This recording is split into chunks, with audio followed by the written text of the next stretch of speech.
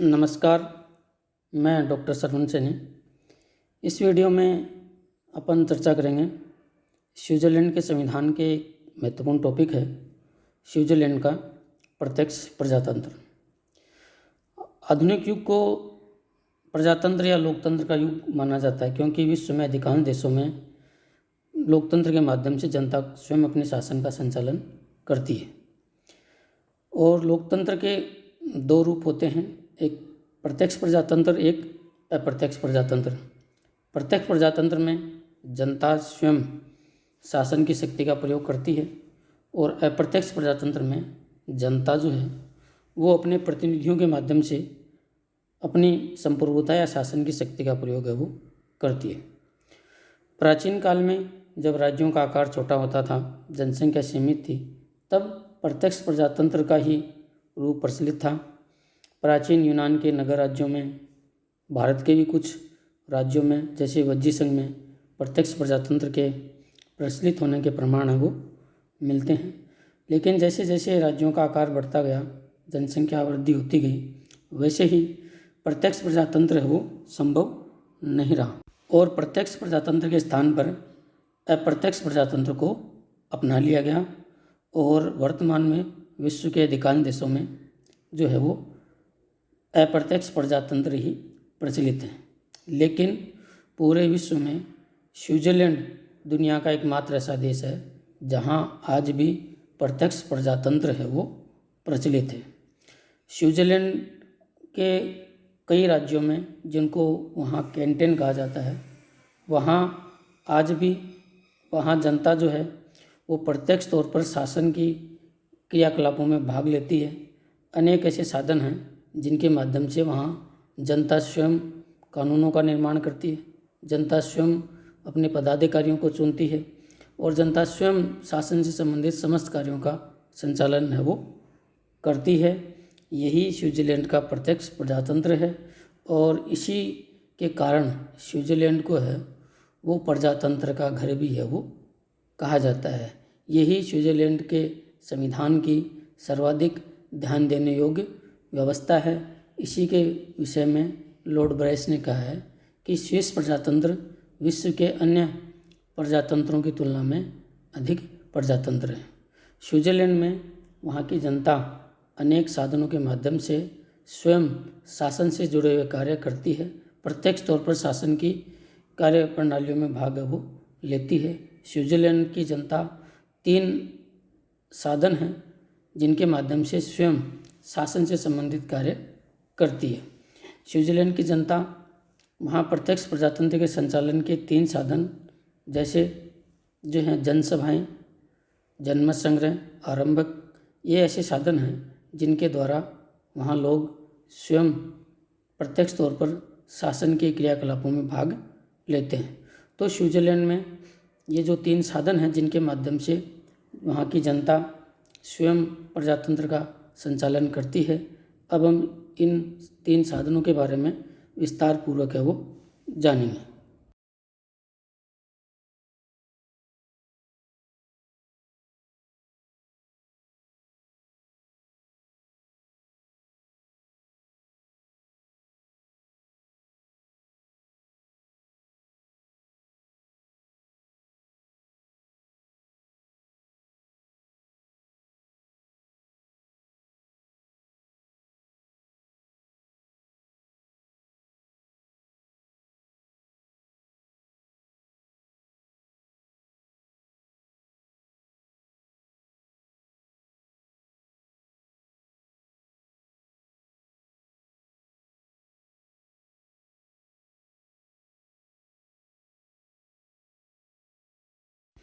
Switzerland में प्रत्यक्ष प्रजातंत्र के संचालन का जो पहला साधन है वह है जनसभाएं, जिनको अंग्रेजी में कहते हैं लैंड्सगेमेंडे।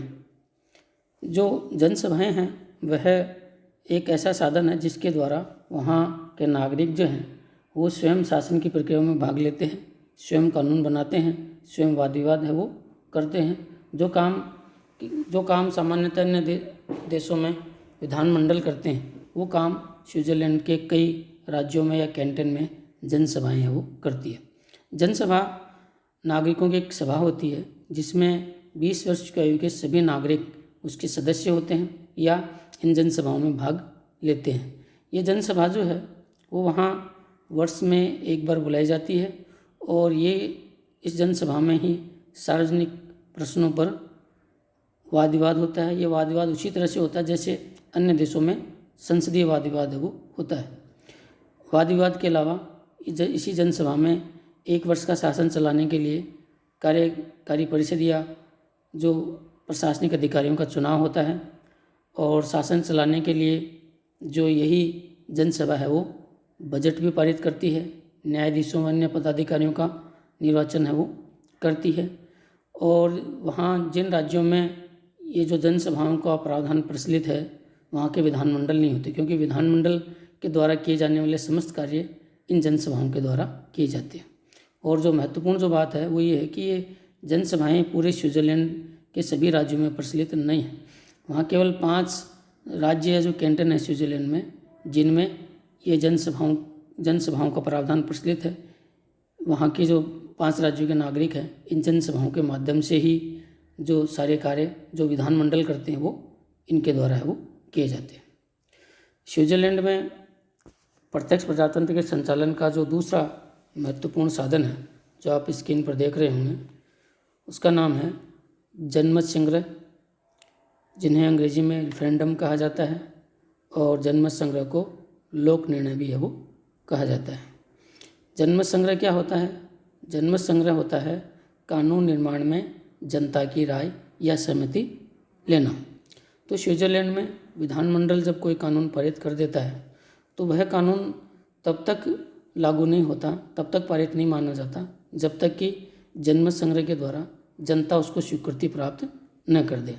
यदि जनता स्वीकृति प्रदान करेगी तो ही वह जो कानून है वो पारित माना जाएगा, और यदि जनता सहमति प्रदान नहीं करेगी जनमत संग्रह के माध्यम से, जनता बहुमत से उसको स्वीकार नहीं करेगी तो वो रद्द है वो हो जाएगा। स्विट्ज़रलैंड में जो जनमत संग्रह है उसके 2 रूप प्रचलित हैं। एक तो होता है अनिवार्य जनमत संग्रह और दूसरा होता है ऐच्छिक जनमत संग्रह। कुछ कानून जैसे संविधान संशोधन से संबंधित विधेयक होता है उन पर अनिवार्य जनमत संग्रह कराया जाता है, यानी उन पर जो जनमत संग्रह या लोक निर्णय करवाना आवश्यक है वो होता है। और कुछ साधारण प्रकृति के कानून होते हैं जिन पर जो लोक जनमत संग्रह करवाना अनिवार्य नहीं होता, ऐच्छिक होता है। जनता की एक निश्चित सदस्य संख्या मांग करती है किस पर लोक निर्णय कराया जाए। वैसे सामान्यतः 50,000 की संख्या में लोग यदि मांग करते हैं किसी साधारण विधेयक पर भी जनमत संग्रह कराया जाए तो फिर उस पर जनमत संग्रह कराया जाएगा। तो लोगों की मांग पर यदि कोई जनमत संग्रह कराया जाता है किसी कानून पर तो उसको ऐच्छिक जनमत संग्रह वो कहा जाता है। स्विट्ज़रलैंड में प्रजातंत्र के संचालन का तीसरा जो महत्वपूर्ण साधन है वह है आरंभक, जिसको अंग्रेजी में बोलते हैं इनिशिएटिव। तो आरंभक जो है वो एक ऐसा साधन है जिसके माध्यम से कानूनों के निर्माण की शुरुआत है वो जनता के द्वारा है वो होती है। सामान्यतः प्रत्येक देश में कानूनों का जो निर्माण है वो विधायिकाएँ करती हैं, विधानमंडल करते हैं, लेकिन स्विट्ज़रलैंड के प्रजातंत्र में आरंभक एक ऐसा साधन है जिसके द्वारा कानून निर्माण का प्रारंभ या शुरुआत है वो जनता के द्वारा है वो की जाती है। इसे ही आरंभक कहा जाता है। स्विट्ज़रलैंड में आरंभक के 2 रूप या प्रकार हैं वो प्रचलित हैं। पहला है सविन्यासित आरंभक। सविन्यासित आरंभक में जनता स्वयं विधेयक का पूरा प्रारूप या ड्राफ्ट तैयार कर विधानमंडल को प्रस्तुत करती है और विधानमंडल उसे उसी रूप में पारित कर देता है जिस रूप में जनता सौंपती है। इस तरह का जो आरंभक है वह सविन्यासित आरंभक है वो कहलाता है। इसके लिए भी जो है वो जनता की एक निश्चित संख्या होती है। यदि उतनी संख्या में जनता मांग करती है तो उसी स्थिति में सविन्यासित आरंभक को विधानमंडल पारित है वो करता है। दूसरा है अविन्यासित आरंभक। अविन्यासित आरंभक में जनता विधेयक के कुछ मुख्य सिद्धांतों को तैयार कर विधानमंडल को सौंपती है और इन सिद्धांतों के आधार पर जो है विधानमंडल फिर कानून बनाता है। स्विट्जरलैंड के अलग अलग राज्यों या कैंटनों में सविन्यासित और अविन्यासित आरंभक के अलग अलग प्रावधान हैं वो प्रचलित हैं। तो ये थे स्विट्जरलैंड में प्रत्यक्ष प्रजातंत्र के साधन, ऐसे साधन जिनके द्वारा स्विट्जरलैंड के अनेक राज्यों में या कैंटनों में वहाँ की जनता जो है वो प्रत्यक्ष तौर पर संप्रभुता का प्रयोग करती है, शासन की शक्ति का प्रयोग है वो करती है। अब अपन जानेंगे कि पूरी दुनिया से प्रत्यक्ष प्रजातंत्र आज समाप्त हो गया और प्रत्यक्ष प्रजातंत्र के स्थान पर संपूर्ण विश्व में आज अप्रत्यक्ष प्रजातंत्र को अपना लिया है। लेकिन स्विट्जरलैंड में आज भी ऐसी कौन सी विशेष बात है कि वहाँ आज भी प्रत्यक्ष प्रजातंत्र सफलतापूर्वक संचालित है वो हो रहा है। तो अब अपन जानेंगे स्विट्जरलैंड में प्रत्यक्ष प्रजातंत्र की सफलता के कारण। जिस प्रकार कुछ विशेष प्रकार की वनस्पति कुछ विशेष प्रकार के वातावरण या जलवायु में पनपती है, फलती फूलती हैं, उसी प्रकार प्रत्यक्ष प्रजातंत्र के लिए भी कुछ विशेष प्रकार का वातावरण आवश्यक होता है, कुछ विशेष प्रकार की परिस्थितियाँ आवश्यक होती हैं और स्विट्जरलैंड में वो सारी परिस्थितियाँ विद्यमान हैं। यानी स्विट्जरलैंड में प्रत्यक्ष प्रजातंत्र की सफलता के लिए जो परिस्थितियाँ आवश्यक हैं वो सभी परिस्थितियाँ विद्यमान हैं।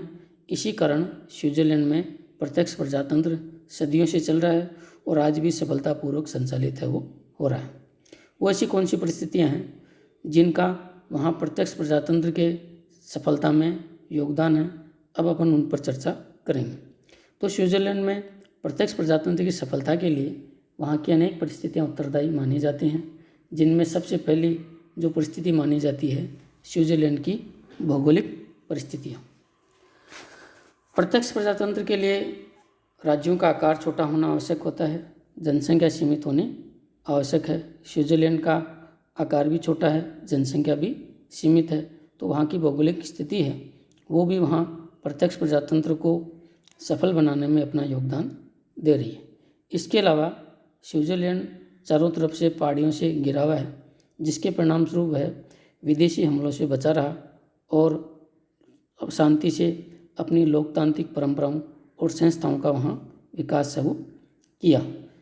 तो वहाँ का भौगोलिक परिस्थिति और वातावरण है उसने वहाँ प्रत्यक्ष प्रजातंत्र की सफलता में अपना योगदान है वो दिया है।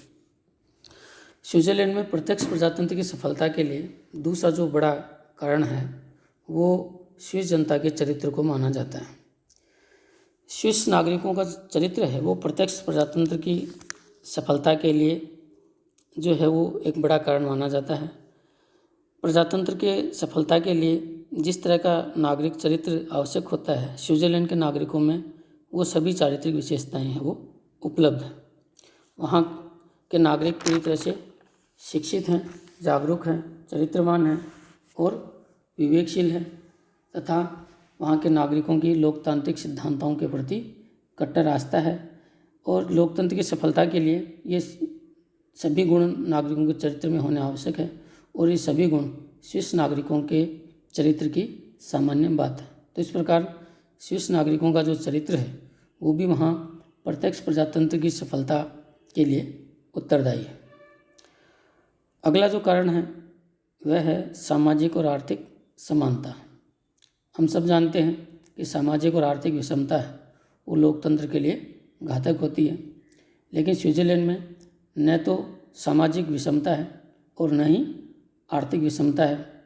वहाँ पूरी तरह से सामाजिक और आर्थिक समानता है, जिसके परिणामस्वरूप सभी नागरिक बिना किसी भेदभाव के शासन की प्रक्रियाओं में भाग लेते हैं और शासन को अपना शासन समझकर शासन के संचालन में अपना उपयुक्त योगदान है वो देते हैं। तो इस प्रकार स्विट्जरलैंड में विद्यमान सामाजिक और आर्थिक समानता भी वहाँ प्रत्यक्ष प्रजातंत्र की सफलता के लिए उत्तरदायी है।